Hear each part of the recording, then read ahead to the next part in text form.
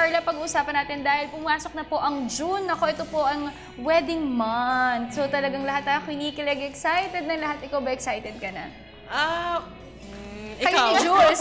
Kayo ni Jules ang excited. Siyempre ngayong umaga pag-uusapan natin tungkol yan. At may makakasama tayong isang wedding planner po para pag-uusapan yan. Let us all welcome Miss Monina Evangelista, isang wedding planner. Good morning, Miss Monina. Hello, good morning. Magandang umaga sa inyo lahat at sa lahat po ng nanonood ng Good Morning Boss. Magandang umaga po.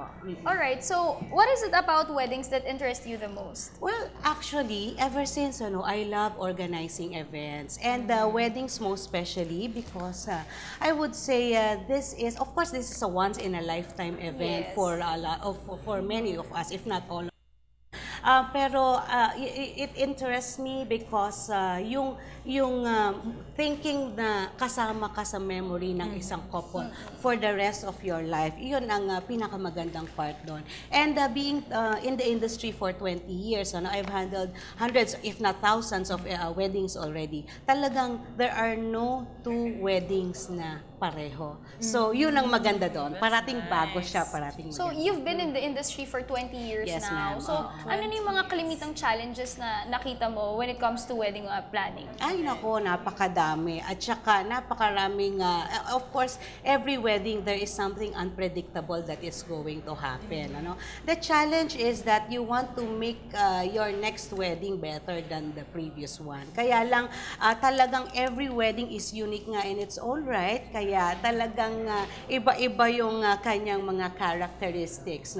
So, challenges, mahirap mag-pinpoint kung anong most challenging kasi talagang every time naman na meron Iba-iba rin. Iba-iba So at least you learn from your mistakes. Tas sa next naman, tatama na. Correct. And that what makes it more interesting. And so far naman, I would have to say na nung umpisa talaga, nung nag-umpisa kami, mahirap. Pero now, I believe we have already perfected the craft and medyo, na kami, with flying colors na for all events. Thank 20 years pa naman. Ito naman po, siguro bigyan nyo rin po ng tips yung mga brides. Ano po ba yung kailangan nilang i-consider when planning a wedding? Okay. Sige. Ito yung sinasabi natin na first stage sa pagpa-planning. Kailangan the bride and the groom should be in communication with each other, talking about everything and anything that they want to happen for their wedding. Nandiyan dyan na, of course, we have to consider they would talk to each other kung how the wedding will look like, feel like, sound like, taste like, smell like, lahat ng factors na yan. At pinaka-importante sa lahat, na pag-usapan nilang mabuti kung magkano ang gusto nilang i-budget and talk to your parents or whoever is going to help you out with your wedding para maging perfect lang ang ating pagpa-plan for that. When the bride considers that and communicates this properly to their wedding planner, it's going to be a very easy planning.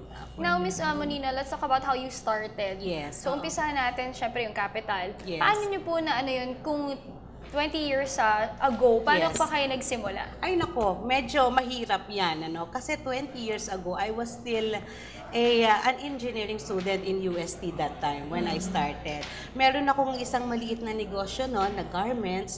So, I was also designing wedding gowns because that is also my passion. So, gumagawa lang ako ng gowns sa mga kamag-anak, sa mga empleyado. And then after a while, my clients keep on asking me, may kakilala ka bang photographer? May kakilala ka bang makeup artist? So, pwede ka na talaga mag-plan. Correct.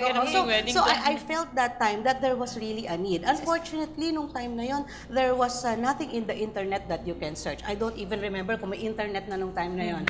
Tapos walang mga wedding workshops, etc. So I had to learn the process on my own. So, malaking capital ba kailangan ilabas? Hindi naman. I would have to say the capital should be in the learning and experience. Even the network. Yes, talagang education talaga and networking, yan ang capitalization mo dyan. Pero yung monetary, hindi naman masyado. Alright. Ayan. Ito naman maraming nagtatanong kasi may impression na pag ikaw ay nag-hire ng isang wedding planner, mahal. Totoo po ba ito? Actually, on the contrary, I would have to say that is a total misconception. Kasi pagka nag-hire ka ng wedding planner, as I have mentioned earlier, kung lahat ng information information naibigay nyo properly sa wedding planner. Right. Madali ang ating process at may eliminate yung parang hit and miss or trial and error ng couple na magbubook ng ganito, ay mali pala, hindi pala dapat siya book ng ganito, etc. And at the same time, syempre, kami as wedding planners, we actually get discounts from the suppliers. At saka syempre, mas mura. Syempre, Miss Monina, pwede naman nila i-customize or personalize yung sarili nilang wedding. They could give out a budget and then yung wedding planner na yung bahala kung paano maiba-budget. So, menos na yung stress mo, di ba? Siyempre, dahil gusto mo maganda ka sa wedding day mo. Yes, of course. Precisely. We do that. We often ask the couple how much they are willing to spend wedding and then we customize the budget for them. Alright. Siyempre, excited tayong lahat dyan, Carla. Lalo ka na pag kinasal ka, invite mo ako. Pero ikaw na yan. Ito na lang ang pinaka gusto ko malaman na before we end our interview, Miss Monina. Ikaw ba ang nagplan ng sarili mong wedding? Well, medyo, oo. So, ikaw na rin yung wedding. So, tipid na tipid. Yes. Alright, before we end our interview, any message na lang to our viewers? Okay. Anyway, I would also like to just promote, we will be at the Philippine Wedding Summit at the SMX Convention Center at MOA. This will be on June 28 and 29 from 10 a.m. to 8 p.m. Bisitahin niyo po kami dyan. And also at Weddings and Beyond, Wedding and Debut Expo on August 2 and 3 at the PICC Forum, Pasay City. And pwede bang magpasalamat sa aking friend na makeup artist who made me looking nice today. Michael Celestino, thank you so much for making me nice and pretty very early this morning. Ay na rin kay Manny Halasa ng aking designer. O, tamang-tama. Si Tita Connie for my makeup. Wow! Ate Connie and Lou. Alright, thank you so much for joining us this morning. Miss Monina Evangelista, isa pong wedding planner. Thank you so much. Ito naman, puntahan